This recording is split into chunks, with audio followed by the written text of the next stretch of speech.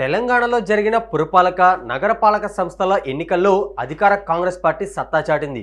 ఈ ఫలితాలు తమ సంక్షేమ పాలనకు, ప్రజల తెలంగాణ నమూనాకు ప్రజలు ఇచ్చిన ఆమోదమని కాంగ్రెస్ అగ్రనేత, లోక్సభ ప్రతిపక్ష నేత రాహుల్ గాంధీ తెలిపారు. శనివారం ఆయన ఎక్స్ వేదికగా స్పందిస్తూ ఈ విజయం కాంగ్రెస్ కార్యకర్తలు, తెలంగాణ ప్రజలదని పేర్కొన్నారు.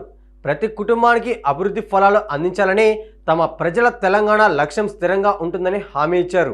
రాష్ట్రంలోని 116 మున్సిపాలిటీలకు గాను కాంగ్రెస్ పార్టీ 64 చోట్ల జయకేతనం ఎగరవేసింది. అలాగే 7 కార్పొరేషన్లో 3టిని కైవసం చేసుకుంది. మంచాల, రామగుండం, నల్గొండ కార్పొరేషన్లో హస్తం ఖాతాలు చేరాయి. ప్రధాన ప్రతిపక్షమైన బీఆర్ఎస్ కేవలం 13 మున్సిపాలిటీలు, 3 కార్పొరేషన్లతో సరిపెట్టుకుంది. మరో 38 మున్సిపాలిటీల్లో ఏ పార్టీకి స్పష్టమైన ఆధిక్యం లభించలేదు. దీంతో చైర్పర్సన్, వైస్ చైర్పర్సన్ ఎన్నికల కోసం స్వతంత్రులు, చిన్న పార్టీల మద్దతు కూడగట్టేందుకు కాంగ్రెస్, బీఆర్ఎస్ తీవ్రంగా ప్రయత్నిస్తున్నాయి.